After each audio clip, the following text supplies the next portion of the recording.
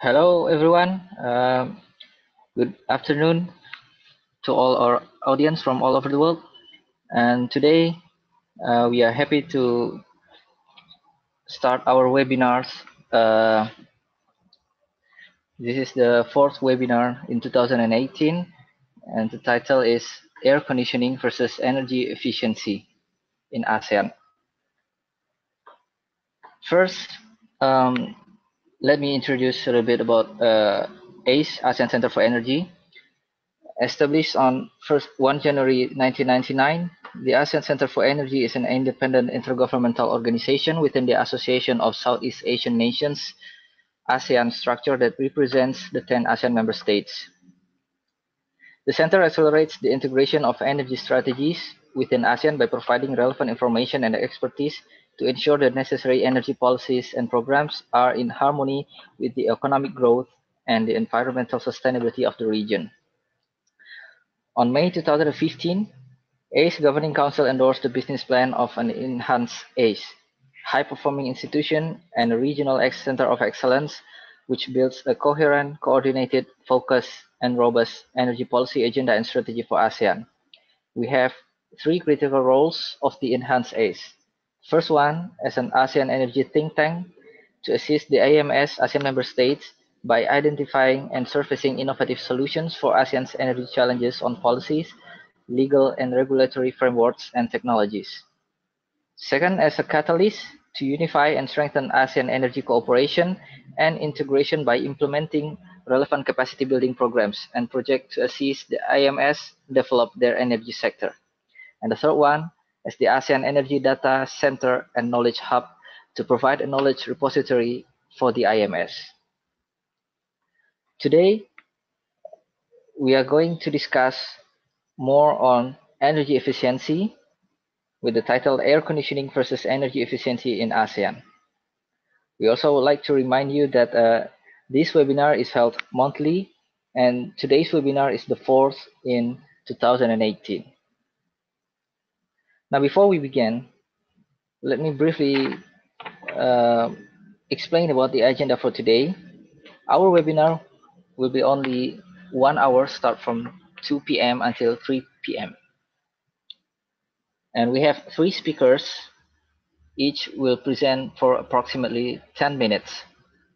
And after all the speakers, we will have a discussions and or questions and answer session. To all our audience, if you would like to ask a questions, just kindly type your questions in the chat box on the right on your screen. Now, this is our three speakers for today. The first one is Mr. Tim Hill, a research director from EcoBusiness. He has worked as a writer, marketer, and researcher in Asia since 1992 with organizations such as the Economist Intelligence Unit and Ipsos Business Consultant. He has authored research papers and articles on topics such as managing the energy mix, the future of education, the impact of the millennial generation, and the ASEAN economic community. Prior to this, Tim saw active service in the Middle East as an officer in the British Army and has campaign medals for service with the UN Peacekeeping Force in Cyprus and coalition forces in Operation Desert Storm. He has an MBA for Henley Business School. The second speaker would be Bapak Rio John Peter Silitonga from APAIC Department, ASEAN Center for Energy. He has been working on program development and implementation of energy efficiency and conservation under the ASEAN Plan of Action for Energy Cooperation, or APAIC, since 2013. His work in the program involves wide-ranging of focus topics such as policy and legal framework development, energy efficiency standard and labeling, energy service company, green building, energy management, and EE finance mechanism.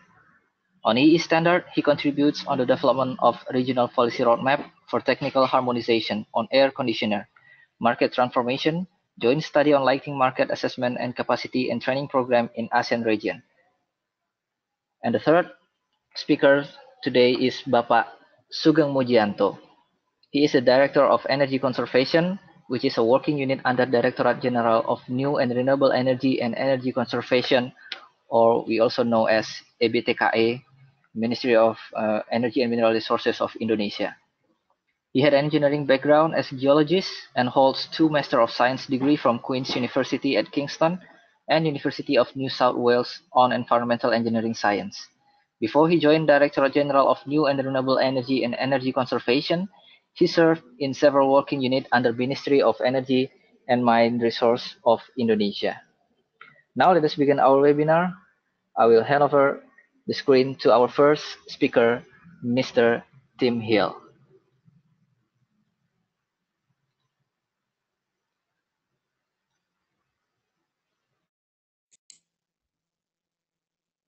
Mr. Tim Hill, please begin.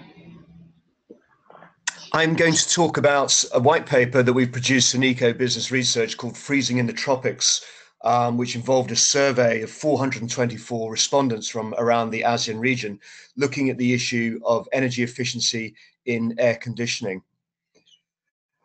So in ASEAN's 50 years of growth, we've seen some tremendous figures. So first of all, there's the growth of the actual region from the initial 5 ASEAN players. The number of people in the region has grown to 600 something million people. With that, the GDP per capita has grown over 30 times. The new member states, we've seen poverty decline by 47%. From 47% in 1990 to 15% now. Literacy, life expectancy, and urbanization rates have all grown. But with this, electricity consumption has grown at a rate of around 7.5% annually. And here you can see a correlation between the electricity consumption per capita and the GDP per capita. As GDP goes up, electricity consumption goes up with it. What this means is that as domestic electricity consumption has grown, we've also seen the population grow, and it will continue to grow. GDP will continue to grow, and the construction industry will continue to grow as well. All of this will lead to increases in consumption of electricity. Now, unfortunately, in Asia, 80% of the electricity supply comes from coal. 358 coal power plants are planned between now and 2030. And if you see the graph here, Indonesia and Vietnam are the 2 countries which seem to be most addicted to coal power plants. The problem with this is that CO2 emissions have grown and are growing at the rate of compound annual growth rate predicted of 3.2%, which means the region is going to struggle to meet its commitments for the Paris agreements for reducing global warming. But obviously, along with CO2 emissions, sadly, coal emission deaths are going to more than triple by 2030. And you see in the graph here, the countries in red, which is Indonesia and Vietnam, are the ones where they're going to suffer the most in terms of premature deaths from coal emissions. But obviously, it doesn't actually have to be this way. If the region was to move to energy efficient appliances that consume electricity, then they could achieve energy savings of 100 terawatt hours. And you can see that Thailand and Indonesia could actually achieve energy savings of some 38% and 30% respectively by moving to energy efficient appliances. What this means, just looking at room air conditioners, for Vietnam and the Philippines, if you look at the business as usual projection, shows electricity consumption continuing to go in a hockey stick way. But if the business, the best available technology, looking at the green line, is used, then you can see electricity consumption at a reduced rate. If we look at Thailand and Indonesia, we can see the rate tapering off using the best available technology for room air conditioners compared with the business as usual scenario. And if we project this to Malaysia and Singapore, if the best available technology is used for room air conditioners, then electricity consumption for Malaysia and Singapore will actually reduce over time.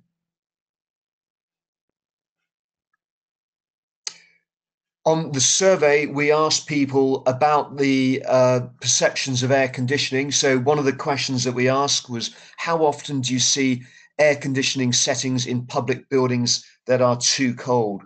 And respondents in Singapore found this particularly prevalent, alongside then the Philippines and Malaysia. And you can see the quote here from one of our respondents: "We've got to get rid of this idea that public malls and hotels should resemble freezers."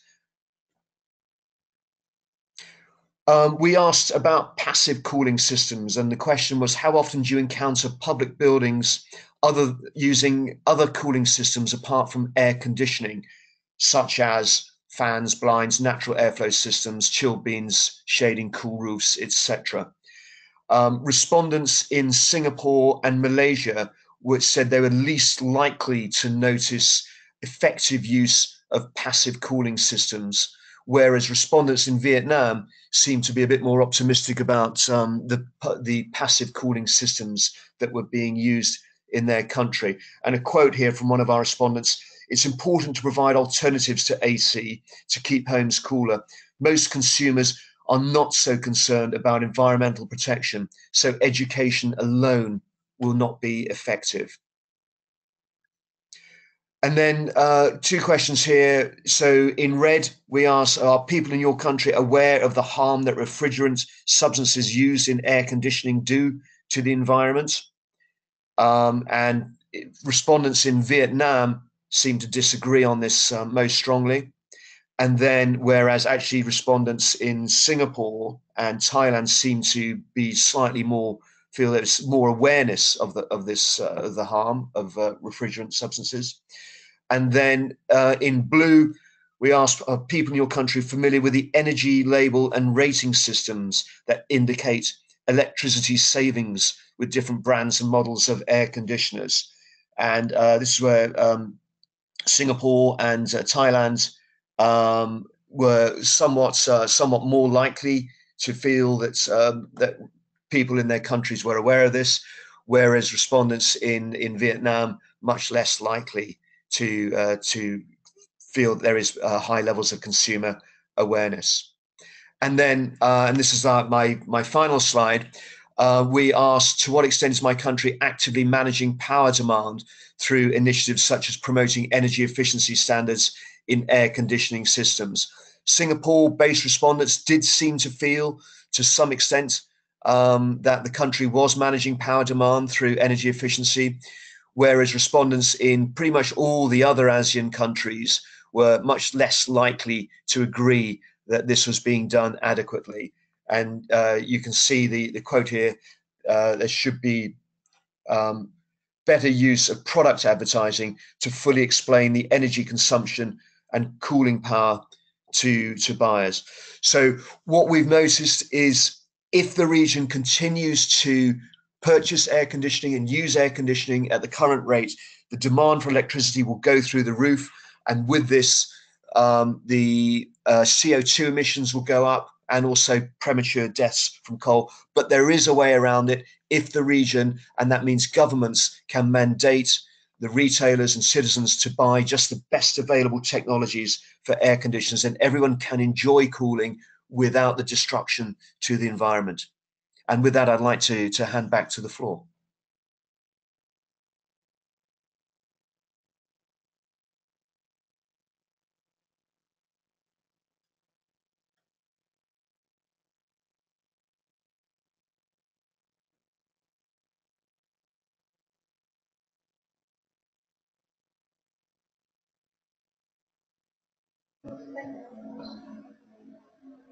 Hello. Yeah. Thank you very much, Mr. Tim Hill, for your presentations. I think we should continue to the second speakers, Pak Rio John Peter Silitonga. I will share the screen to Pak Rio. Okay, Pak Rio, the time is yours. Hello. Yeah. Hello, good afternoon, everyone. My name is Rio, as introduced by Mr. Pinto before. So I'm technical officer from the ASEAN Center for Energy that focusing on energy efficiency program. So today I'd like to share with you about the standard harmonization for air conditioners in ASEAN region. So what the program has been and also what is our ongoing planning in order to bring forward the ASEAN standard harmonization on air conditioners. So this is actually in a brief my outline of my presentation today. So I'd like to tell you to introduce you a little bit about APAC until what the established regional policy roadmap on air conditioners in ASEAN. So before talking about the regional roadmap on air conditioner in ASEAN, just let me briefly share with you regarding a blueprint in ASEAN, what we call ASEAN Plan of Action for Energy Cooperation within 2016-2025. So this is a blueprint for energy cooperation in ASEAN, including energy efficiency and conservation, with a goals to enhance the energy connectivity and market integration in ASEAN to achieve energy security, accessibility, affordability, and sustainability for all. So as you can see on the slide, there are actually broad ranging of energy cooperation in ASEAN, such as multilateral electricity trading, trans-ASEAN gas pipeline, coal, clean technology, and among of them, there is energy efficiency and conservation with a target to reduce 20% of energy intensity reduction by 2020. Oops, cannot, next. Oops, what happened? Oops, sorry, I cannot move my.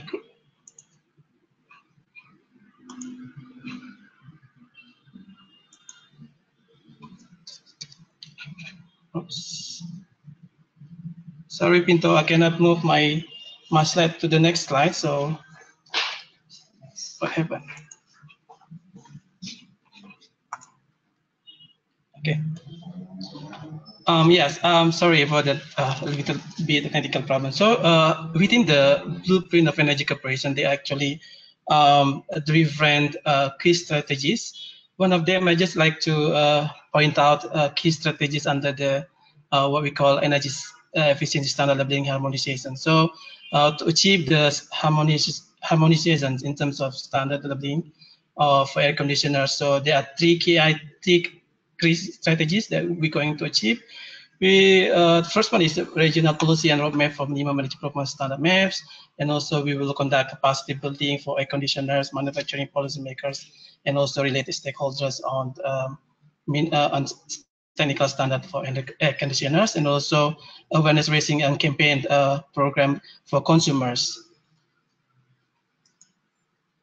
Talking about energy efficiency in ASEAN, so this is actually key information that we need to share with you in terms of what the achievement on energy efficiency in terms of energy intensity. So this is our indicator on the completion of energy efficiency program in ASEAN. So counted with total primary energy supply per GDP. So what are we now in 2015? As you can see in this figure, in 2015, the ASEAN region has successfully reduced the energy intensity by 18% compared to 2005 level.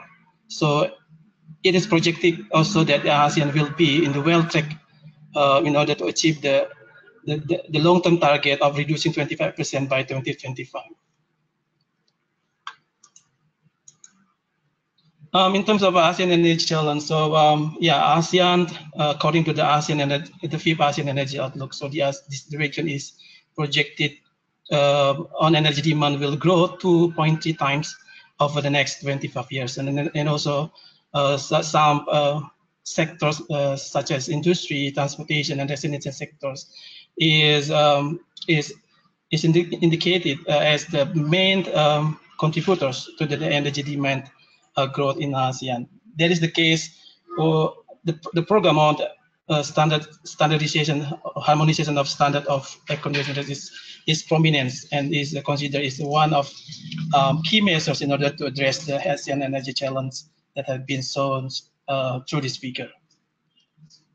So let me bring you about the status of ASEAN energy efficiency standard labeling. So in our program, we also have been we have taken some status of ASEAN standard labeling system in 10 ASEAN member states in order for us able to move forward toward harmonization initiative. So here we have seen in terms of ministry in charge, national standard body, ASEAN, and air conditioners. So we have seen here that there is some differences among testing method in ASEAN for air conditioners. Some ASEAN refer to the ISO 52000, and some of them refer to the international standard. And some of the countries have not yet established their testing method standards. And for Philippines and Singapore and also Vietnam, we can see in this table the differences of diverse development in terms of related infrastructure on energy standard labeling. You can see here in terms of the testing method of Philippines, Singapore, and also Vietnam, there are some differences of the testing method that's been used in this country, including the testing laboratory capacity in terms of the certification governance mechanism and so on. Also, we have seen there is a significant MAPS stringency in ASEAN, in particular for the state type. So if you can see here on this figure, it's obviously shown that there is a significant stringency on MAPS in ASEAN. The figure shown that Singapore MAPS, it's per se above the 2.9, while other ASEAN member states mostly have a minimum energy performance standard below 2.9. So this is also one of our challenge in order to bring forward standard harmonization for air conditioners in the midst of the significant stringency on minimum energy performance standard in ASEAN. And also we have found in our activities during our exchange information activity and also capacity building, some legal framework in ASEAN on energy efficiency standard labeling. Some of the countries has enacted their standard labeling system approaching from top down and some of them from bottom up, and meaning to say that some countries has enforced the energy standard labeling system for broader coverage area, not only air conditioners, but some ASEAN member states still under development of construction on energy efficiency standard labeling system. And also key components of standard labeling system legislation in ASEAN has seen in diverse components. Some of the legislation of the standard labeling system in ASEAN still restriction to the business competencies. I think this is something that we need to resolve in order standard labeling system not something that restriction to the business competencies, but otherwise this will be has a supportive as component to the business circumstances. And also there is some countries on that stakeholders' role and responsibility has been firmed up, and some countries in ASEAN member state still under process in order to have clarity on stakeholders' role and responsibility on standard labeling system. And also need administrative process and regulation more firm up in some countries. And also need testing standard laboratories and reporting mechanism to be more systematic and level up the capacity of the laboratories to conduct the testing on standard labeling system. And the last one is the MPV regime. So this is something that we need to encourage for us as a member state in order to firm up their monitoring and verification system to see the effectiveness and impact of the program of standard labeling system that has been enforced in the respective countries. And so in ASEAN, since 2013, we have been initiated what we call ASEAN Standard Harmonization Initiatives. So overall, this program aims to pave the way for the market transformation for the efficient and air conditioners in order to remove non-tariff barriers to trade through the harmonization standard for air conditioners. With specific objectives, our program on ASEAN Standard Harmonization, we would like to harmonize the standard methods for air conditioners, particular for the testing method and also minimum energy performance standards. And we also have identified a huge potential, not only for energy saving, but also for the boost trading among us in the ASEAN region, as shown by a study that about 4.55% and save a potential 21.5 billion in energy saving potential cost. And this is the figure a breakdown of energy saving potential if the energy efficiency labeling system can be implemented and enforced in some ASEAN member states. As you can see here, Thailand has the major, they has the largest energy saving potential of implementation of energy standard labeling system for air conditioners by 2030, following by Indonesia, Malaysia, Philippines, and Vietnam. So, so what is the output of our activities? In 2016, we have been, the ASEAN member state has agreed and also endorsed what we call regional policy roadmap on standard harmonization for air conditioners in particular. So there are 6 components of regional policy roadmap on standard harmonization for aircon. So the first one is harmonization of testing method and evaluation methods, including maps and also testing infrastructures. And also we are looking at mutual recognition agreements and also reporting governing mechanism. So this is our milestone. So from 2014 until 2022. So there were some activities has been concluded, and then there are still ongoing activities that we need to achieve at least by 2020. So moving forward, we have to complete the national policy roadmap for minimum energy performance standard for air conditioners. So for your information, as of end 2016, 7 ASEAN member states have adopted the regional policy roadmap for testing method and also minimum energy performance standard. Next, we're going to conduct a round-robin test capacity building in order to level up the capacity of testing laboratories in ASEAN member states. And also we are moving towards establishing a mutual recognition agreement, regional engineer-based and standard harmonization-based. So in the near future, we're going to conduct a feasibility study in order to expand the ASEAN mutual recognition agreement to include energy performance on air conditioners. We also now working on building the ASEAN database system on registration product. And in the next feature, we also are looking at harmonized standard on ISO 16358 to strengthen them, and also to strengthen market verification and evaluation and monitoring system.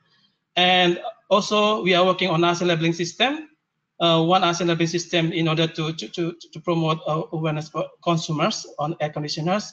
And the last one is other policy measures that enable market transformation, such as financing mechanism, as we've seen in Malaysia, such as rebate and something that enable a consumer or encourage consumer to buy more efficient air conditioners in the market. All right, that's all my presentation. Thank you, Mr. Pinto. I hand over this time for you. Great. Thank you very much, Pak Rio, for sharing your presentation. And now we are moving forward to the third speakers today, Bapak Sugeng Mujianto from EBTKE Indonesia.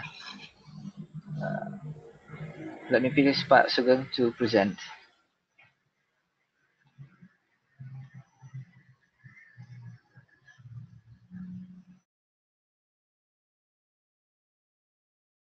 Okay, Pak Sugeng, the time is yours.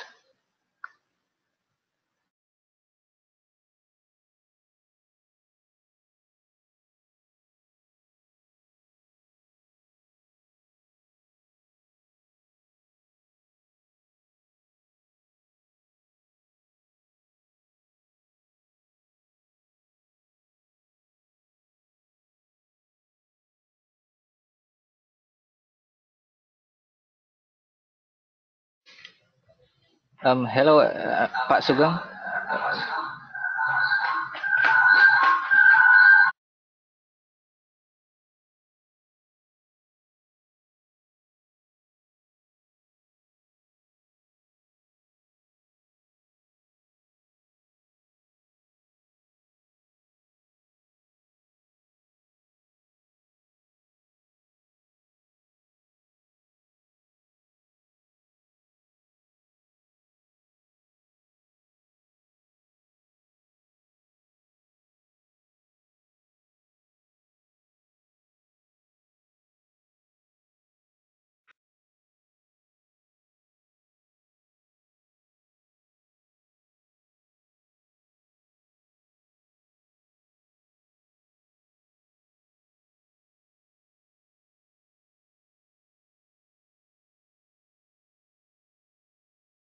Hello, Pak Sugeng. Apologize for interrupting.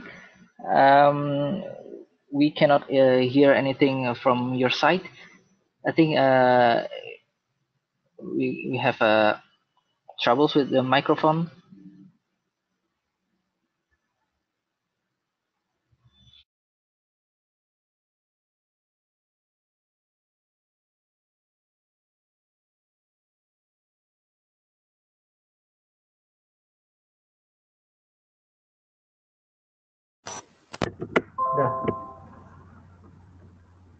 Okay, yeah, Pak Sugeng.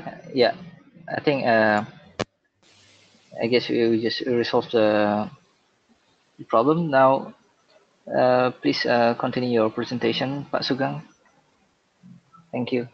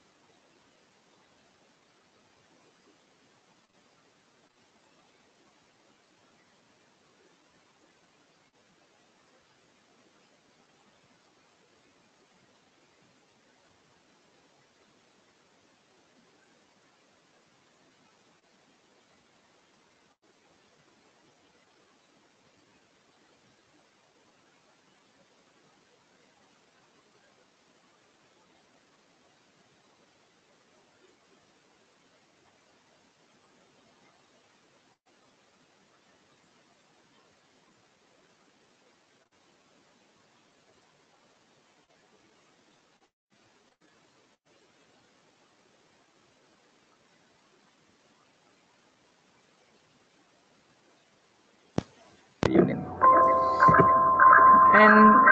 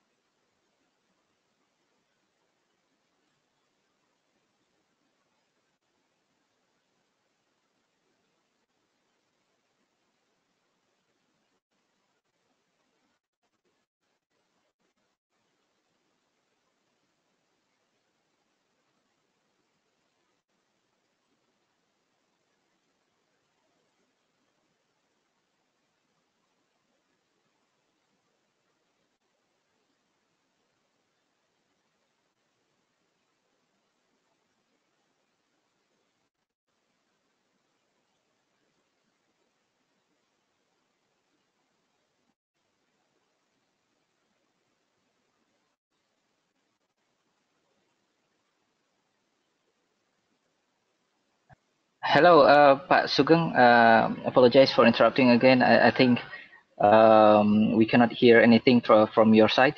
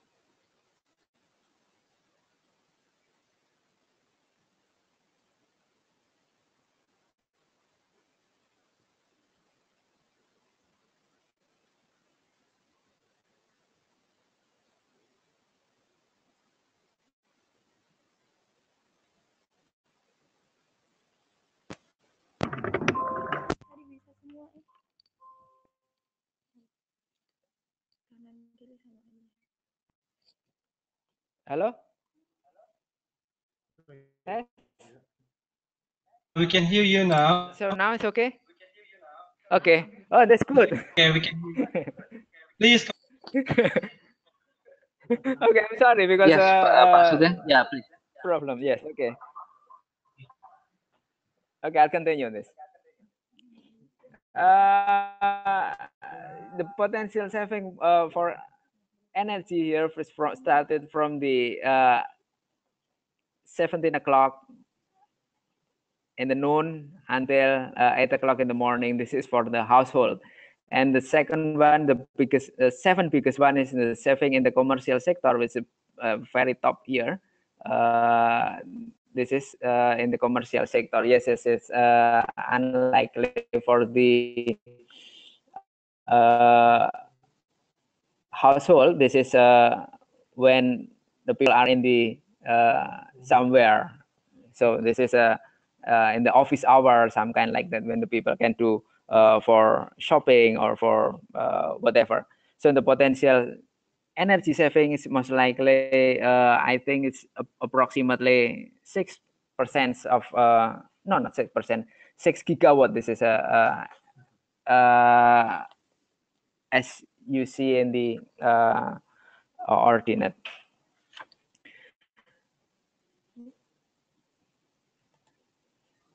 Yeah,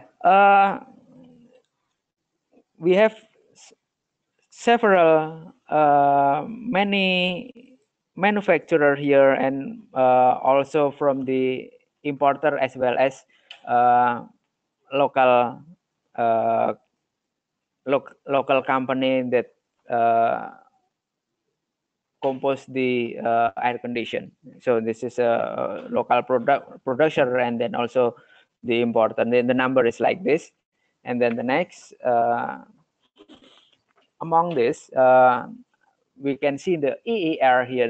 With a blue dot is are the imported air condition, and the red dot here is for the local manufacturer. The figure is like this, and on the right side here is our star label, as we mentioned before previously. So the we can see here that below the one below the 10 EER, no, the cooling capacity below the 10,000 here is the local manufacturer can compete with the I think the import manufacturer. But some this is some very high EER here from the imported air condition. For the next year, we will increase the standard for the EER maps until probably 10 until 11 of the EER to get the more than 4-star. I think the higher EER will cut the I mean that the star need higher EER number. And the distribution, EER distribution is like this.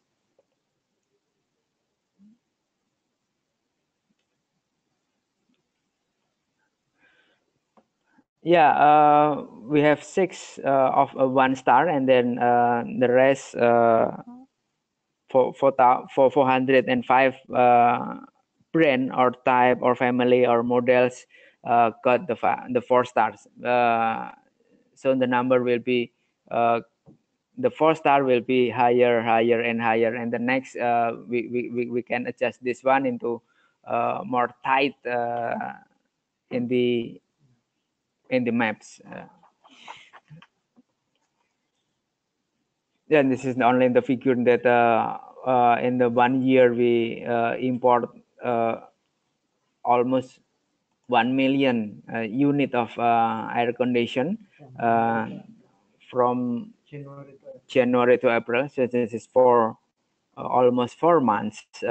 We import almost 1 million of air condition, and most of these are non-inverter. Only 12% on the with the inverter. The potential energy saving approximately 600.74 gigawatt hour, and the emission reduction we can count approximately 500,000 ton of CO2 equivalents. Yeah, as I mentioned before, according to the Minister Regulation number 57/2017, our maps, this is for 1 star, is EER more than 8.53, and then the star 2 star, we put 9.01. Nowadays we will phasing out the star 1. So in the next 2020 we also can do the phasing out of star 2 and etc. When we hope our standard will be higher, and then in the next 2025, right? Okay, as 20 and 20 we will be harmonized for the ASEAN region. Yeah, regarding the Green Chiller Nama project, we cooperate with UNIDO and GIZ. This is for the GIZ. Promoting chiller with hydrocarbon refrigerant, because as we know together that we will jump from the Montreal protocol to Kigali protocol, phasing out the R22,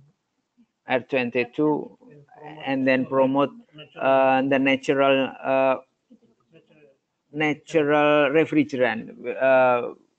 We will concentrate on the hydrocarbon refrigerant which already produced in Indonesia locally. So this is our program in the promoting green chiller. The first is formulating standard for hydrocarbon refrigerant, and then the second implementing pilot project in educational institution building. We already do this one. We did this one in the University of Indonesia, Bandung State Polytechnic, as well as the Bali State Polytechnic. And also we implement pilot project in the commercial building, pharmaceutical company PT Vapros terbuka, then will be launched next week by Pak Directorate General, our Directorate General in Semarang. And we also do the capacity building, training for trainers, technical training for technician, and training for assessor, as well as training for auditor and planners.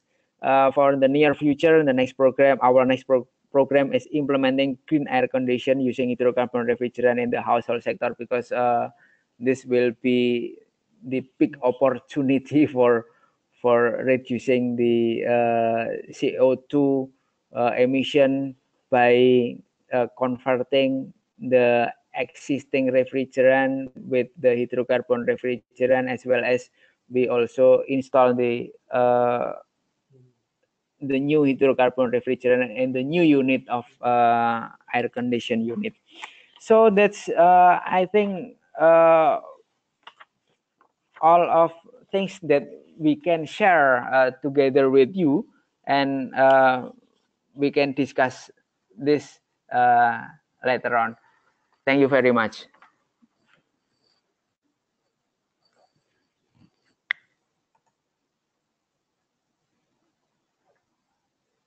Okay, yeah, thank you very much, Pak Sugeng, for delivering your presentations. And now we still have a few minutes left before we end our webinar. And currently, we already have several questions from our participants or our audience. We can yeah, we can start from the first questions that we'll raise to all the three speakers here. The questions is, are there good energy efficient technologies that are made by local companies in different countries in ASEAN? For technologies that come from elsewhere, are there high import barriers such as tariffs, etc.? So I will give the opportunity to answer, starting from Mr. Tim Hill as the first, and then continue to Pak Rio and then Pak Sugeng. So please, Mr. Tim Hill. Probably best if I hand over that response to the other members, because I'm not aware of the tariffs or indeed the technologies that are available made in Indonesia. It's sort of, I suppose it's up to the individual countries to. Okay, yeah.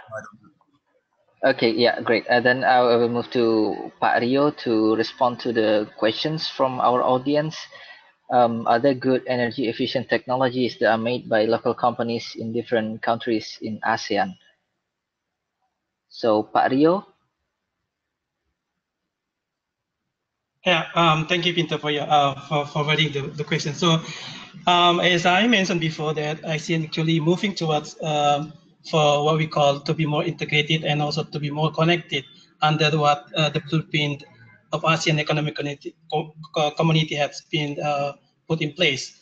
So, yeah, one of the components of the ASEAN Economic Community is to remove the tariff barriers in order for the flow of goods in ASEAN region. So, so what I have mentioned, we have been already established the harmonized minimum energy performance standards and also testing method under the regional policy. And by 2020, hopefully we can get the mutual recognition agreement in order in the future when the mutual recognition agreement put in place, this is something a key component, a key enabler for us in the region in order to remove towards the tariff barriers for the flow of the efficient air conditioners. So yeah, for more specific barriers, I think we can go specific to Indonesia experience on this matter. Yeah. Yeah, thank you, Pak Rio. Then I will move to Pak Sugeng from Indonesia. There is a questions that regarding the questions before. For technologies that come from elsewhere, like the technologies that you import, are there high import barriers such as tariff, etc.? Maybe you can explain from Indonesia's experience, Pak Sugeng.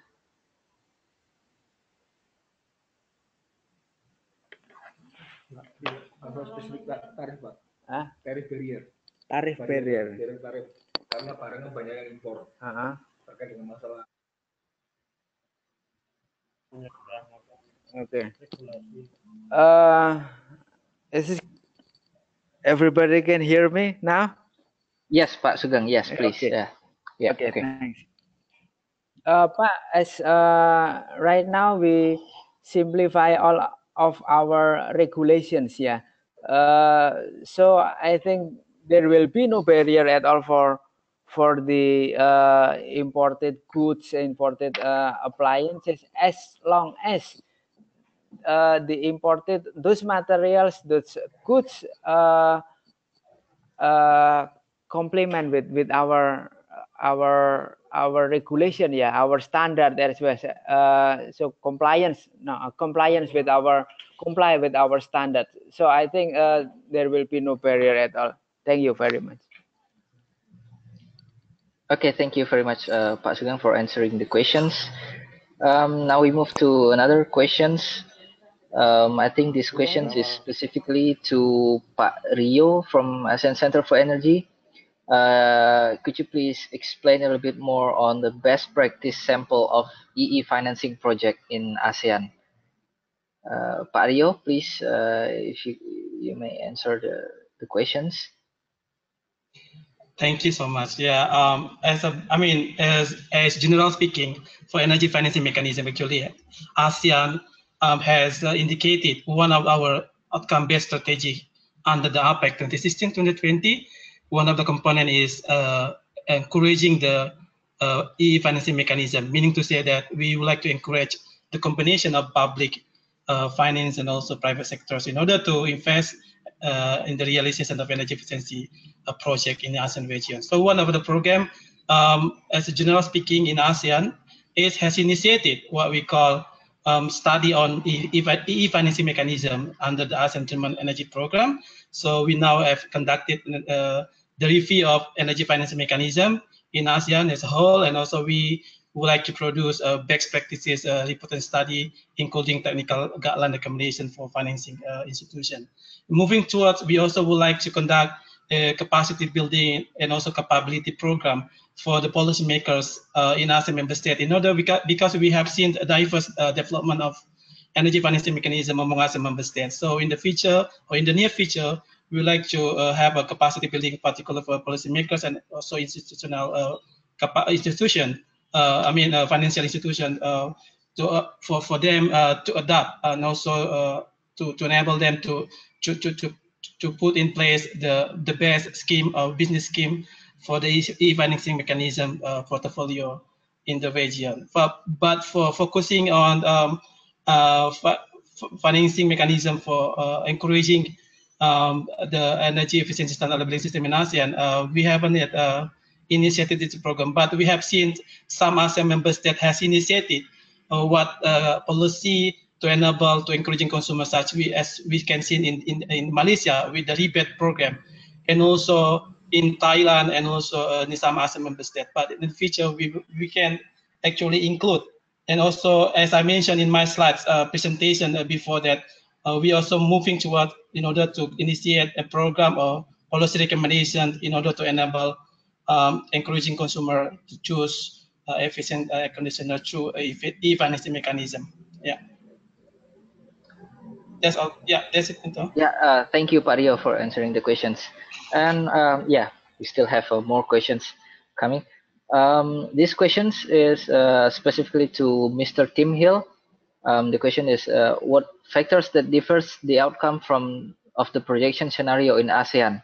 From your presentation, the potential saving for BAT scenario are very different between Vietnam and Malaysia. So what factors that differs the outcome of the projection? Mr. Tim Hill. I think one of the other factors is the uptake in air conditioners. So the more affluent countries like Singapore and Malaysia, the rate of purchasing of new air conditioners is going to be lower and slower than countries like Vietnam, where there is growing affluence. More and more people are joining the middle class in Vietnam, and less people are joining the middle class in Malaysia and Singapore, simply because they are already there. Okay, yeah, great. Thank you. I think that's answering clearly the questions. And next questions. I think these questions are also to Indonesia, to Pak Sugeng. The question is, why cannot we phase out non-inverter air conditioning? What are the hurdles? I think this refers to your slide before, Pak Sugeng, that you mentioned that most of the air conditioning is the non-inverter one. So please, Pak Sugeng, if you may address to the questions.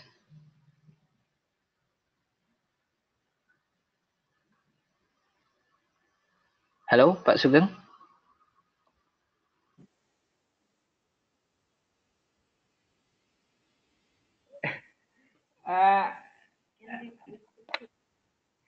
Yes, can you repeat or you write down on the chat here, because I could not hear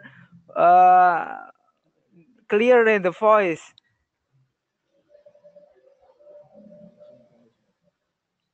Okay, Pak Sugeng, I already put the questions here. I think this referring to your slide before,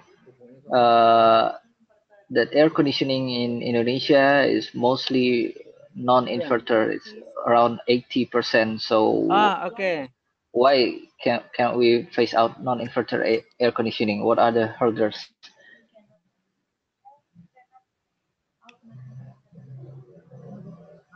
Ada gitu inverternya.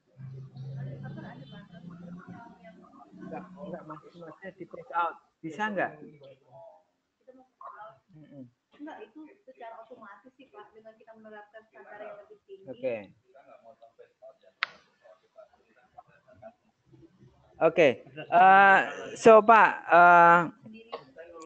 by introducing new technology, and we will higher the standard, means that naturally we will phase out the non-inverter technology by itself, Pak. But we don't want to regulate this into the through the regulation. So we will do by make the standard higher and higher. That's I think this is the good one. Okay, thank you. Okay, thank you, Pak Sugeng. So you will regulate. So Indonesia will not regulate it, but just move the standard higher and higher. Yes. So yes, yeah. Yes, Pak. Okay. Okay. Next questions. I think it's between both Pak Sugeng and Pak Rio. Are there already existing bilateral mutual recognition agreements regarding the energy efficiency in ASEAN between, if you can explain between which countries that already exist the bilateral mutual recognition agreements? So I think I will start with Pak Rio. Thank you, Pak Pinto. Yeah, to address your question, so just let me bring the question to the multilateral recognition agreement. So as I mentioned in my slide, that we are actually moving towards to expand the existing mutual recognition agreement in ASEAN. So far, or as of today, we have seen the mutual recognition agreement is just limited to the safety and also to the electromagnetic compatibility in ASEAN. So in the future, we would like to encourage and we would like to make into realization the mutual recognition agreement that include energy performance standard or energy efficiency standard in ASEAN. Hopefully by 2020, this plan or this initiative can be put in place. Yeah. Give it to you, Mr. Pinto. Yeah. It's clear, Pak Rio. Thank you. And Pak Sugeng, how would you respond to the questions, Pak Sugeng? Yes, Pak. So I think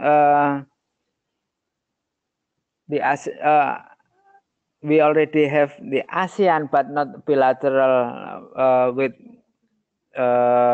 specific country. So in the ASEAN, I think we already have the safety. I think, under ILAC and APLAC, international laboratory accreditation. So this is the mutual, I think, the cooperation for the ASEAN. Thank you, Pak. Yeah, thank you, Pak Sugeng and Pak Rio. So I think we still have time for one last questions. So this question is for all the three speakers. In which sectors or other potential appliances that regions should start apply more efficient measure? So this question is asking in which sectors we should start or apply more energy efficient in ASEAN. So I think we'll start with Mr. Tim Hill. If I've understood the question correctly, then my answer would be in the air conditioning sector, because air conditioning accounts for, in Singapore, 40% of domestic electricity consumption. Okay, yeah, that's clear, Mr. Tim Hill. So from your perspective, it should be from air conditioning. Correct, yeah. Yeah. And yeah, Pak Rio, what about from your side, Pak Rio?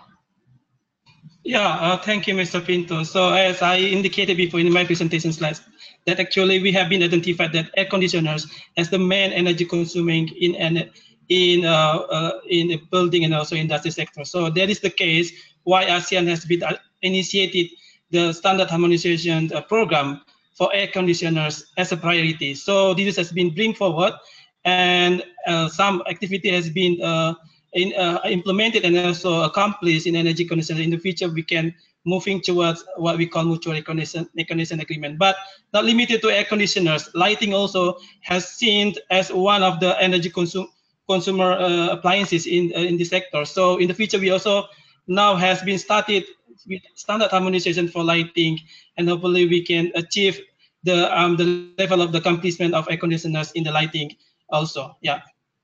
Thank you, Mr. Peter. Yeah, yeah. Thank you, Pak Rio. So it's apart from air conditioning, lighting is also important to start the energy efficiency. So now, Pak Sugeng. Hello, Pak Sugeng. Yeah.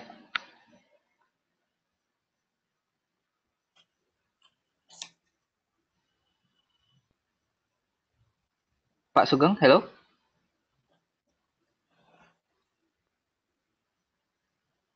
Yeah, Yes. I think Household appliances. Yes. Is yeah. it okay? Okay, I yeah. think we start with household appliances. For instance, rice cooker, and then motor listrik, and then fan, LED, LED bulb, and etc. We try to have this one in this year and the next year, within next year. Okay, thank you. Okay, thank you, Pak Sugeng. And once again, thank you very much to all our speakers for presenting today, Mr. Tim Hill, Pak Rio, and Pak Sugeng, who present today and answering all the questions from all our audiences.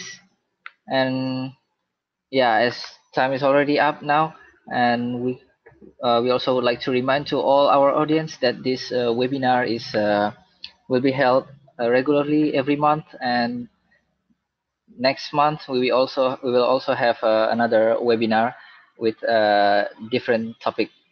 So I think that's all for today. Thank you very much for joining us. My name is Pinto Anugrah, and goodbye.